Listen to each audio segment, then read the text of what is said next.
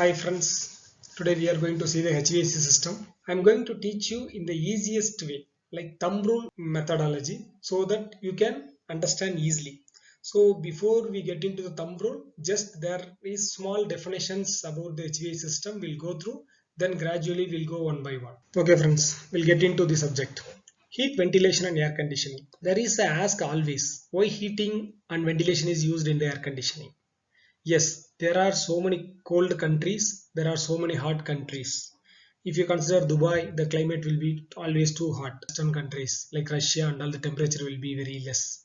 So those countries need the heater in the chiller circuit, so they will get the heat air. Whereas in Dubai, like Gulf countries, they need more air conditioning than the heater system. So that's why it is a part of complete package system. So that was the one of the major reason heat, ventilation and air conditioning is as a package.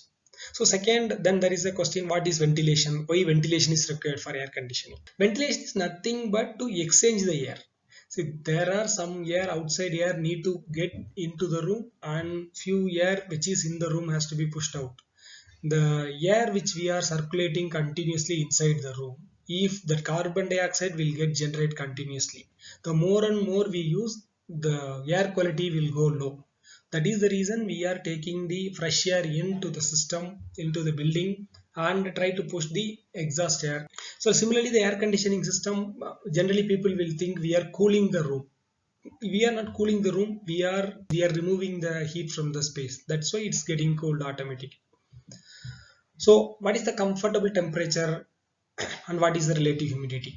All of us know 22 to 27 degree is the comfortable temperature. So, some people will like 22, 23, some people will be stick to 25, 26. It depends upon the individual. And relative humidity 45 percentage to 60 percentage. Now, we will see on what standards the HVAC system is designed. It is designed in the standards of ASHRAE, the American Society of Heating, Refrigeration and Air Conditioning Engineers. So generally ASHRAE will be commonly used everywhere because it will be in detail and most of the things will have. So there I have and I have shared you the details, like what is the difference between IEEE 2015 and ASHRAE standard 90.1. So what are the calculation, which are the section number and all, it is mentioned clearly. You just to go through, you can refer that ASHRAE book as per this. If you see in ASHRAE, you will have the clear details on what type of filter to be used, what is the comfort temperature, what is the air speed, humidity, what is the indoor air quality, what is the natural ventilation. So for everything they are giving the details on which section we need to refer and what are the things to be done. Though few people may know what are the systems HVAC system available, few may not know what are the HVAC system available. These are the different types of HVAC system available, which is generally used across the industry. Another one big question to all non-HVAC engineers is, what is tonnage in HVAC? How to find a tonnage? So in all the HVAC unit, if you see, they will mention only in the TR, tonnage. So tonnage is, we will measure generally by using British thermal unit. So 12,000 British thermal unit is considered as one tonnage.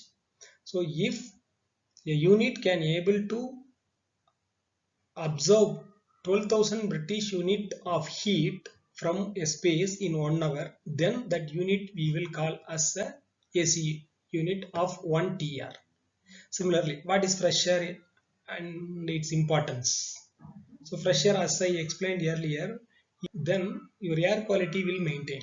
Without fresh air, your air quality will go down. That is the reason we will maintain fresh air of minimum 10 percentage as a standard. What is CFM and how we will find out the CFM? CFM is the airflow which is measured cubic feet per minute. It is a measurement that shows how much air flow into a space per minute. In general industry practice, 350 to 400 CFM, sometimes 420, 430 CFM per ton of cooling is also required. As per that, the industry, they are manufacturing the unit as well. In HVAC, there are a lot to cover. I am covering it up all the topics so that you will have some doubts. So once you have doubts, it will be easy for me to clarify. That is the reason I am getting into directly how to do the heat load calculation. That means how to arrive the capacity of the unit. So in that, if you go detail, you will have so many doubts, so many clarification. I will start clarifying in the upcoming videos as well. So in this, I try to elaborate. In the end of the video, I have put one small Excel sheet by making what are the different steps, how we need to calculate the tonnage. So it will not be 100% accurate, but it will be 90 to 95% accuracy. So this purpose of creating video is not for the designers who want to design. This purpose is to understand the non-designer who was working in the site, who want to know about HVAC system. So for those people, I am making this video. So there might be 2 to 3% error in the accurate calculation, but if you get into those calculation, you need a lot more time to do that. That is the reason I am arriving at 90 to 95% accuracy. So everybody can understand easily, and you can easily able to manage the things. So now we'll get into heat load calculation. See, there are 6 steps to do the heat load calculation. First, what is heat load calculation? Heat load calculation is, first we need to know what is the heat available, or how it is the heat need to be eliminated from the room to get the room cooled. So for that we need to arrive, we should know what is the heat availability. So that is called heat load calculation. So first, the size of the room you should know, whether it is building or individual room or individual house. The second is the position of windows and whether they are having the shade. Sometimes the building will be facing towards north and there will be adjacent building other side, and you will have always the shading. There won't be sunlight directly fall on the building. So those things play a major role. Next, number of occupants, how many people are using that room or house. Next, heat generated equipment. See, sometimes in a house you will not see very heat generating equipment apart from oven and all. But in general practice, if you see, printer will generate heat. So there are so many machineries will be there. So that thing, even lighting will generate heat. So those details we should know. What are the number of things? So by calculating the heat gain from each and individual, and if you add everything, you will get the heat load total. What is the heat load available? So we'll go step one by one. So first step, as I said, you have to find out the area of the room. So second step, if you see, I mentioned for the windows. So window in the north, south, and in north I mentioned into two. One, if it is facing north, and another one thing is which is not having any shading. It is directly exposing to sunlight. So similarly applicable for south side window as well. So if you arrive this data, you will get the total window. Similarly for step 3, see number of people, how many people are using that room or living in the place, we need to consider. So each person we need to have 600 as a BTU. It is a thumb rule. So if you take precisely the number of people, if they are more than 3 4, then you can add 500 per person. The average 600 is the thumb rule. If you go the next step, then you should know what are the equipments that you will get it in the wattage, in the electricity, if you connect everything through electricity. So what is that wattage? You need to multiply with 3.4, so you will arrive it. So similarly to generate the lighting, what is there is a heat generation will happen. So to arrive what is the heat generation from the light, you need to have the total number of wattage lights which is used, and you have to multiply with the number which I mentioned. So you will get the BTU of the lighting. Now you will arrive all the BTU by adding everything. You will get the total BTU. So if you get the total BTU, now we need to find out how many ton unit, how many ton AC unit we need to buy to make that area cool. So as I informed earlier, 12,000 BTU is 1 TR. If you arrive everything and divided by 12,000, you will get the tonnage. So when you are calculating for smaller size room, it will not become as precise. So you always try to multiply 1.4 times or 1.35 times.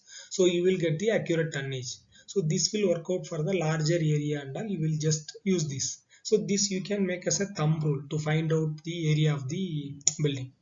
So you will have some rough idea about how much tonnage we need to use it.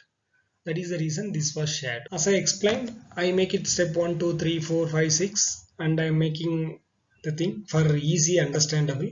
So just you do as a homework in your own, so that you will be more familiarized.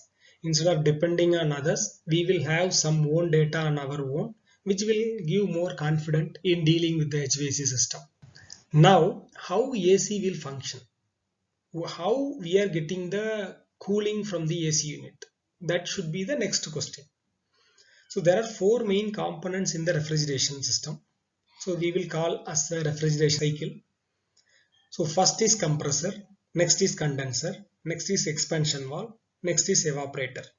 So in the next few minutes, I will explain by showing how the temperature increase, how the pressure decrease, where it get increase, where it decreases, and all. Just to see how this is the overall. Refrigerant flows through a compressor which raises the pressure of the refrigerant. Next, the refrigerant flows through the condenser where the contents from vapor form to liquid form, giving the heat in the process. So generally when compressor compress, the pressure will automatically increase. If you see here, I mentioned 1, 2, 3, 4, and this is how it is done. This one is a compressor. When refrigerant come into compressor, when it get compressed, when it is refrigerant is coming out from compressor, because of the compression, the temperature will be more and the pressure will be also more. Whenever you compress anything, it will get the temperature will increase automatically. So second, it will go to a condenser. Condenser will cool the refrigerant still further, but still the pressure will remain same. Only temperature will come down. If you go still further, there will be expansion valve.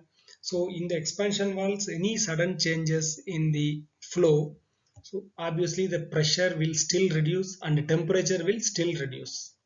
So once the pressure and temperature is reduced, then it will get into the evaporator. So evaporator is nothing but we will have a indoor unit. So that is the evaporator. So from evaporator again it will go to the compressor. So after evaporator, if you see that temperature will be increased, only pressure will decrease, because the coolness we will get into the room and the hot temperature will suck by the refrigerant. So when the refrigerant is moving out from our indoor unit to outdoor unit, so you will see the temperature of the refrigerant will be always increasing. So then the pressure will remain same, then the same system continue, that the compressor will compress and again the pressure will increase, the temperature will still increase, then it will cool down. That is how this will function. This is called the refrigeration circuit. Please do subscribe and keep following. I will keep posting all the continuous videos about HVAC system.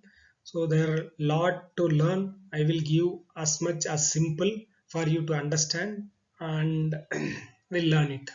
Bye. Thank you so much.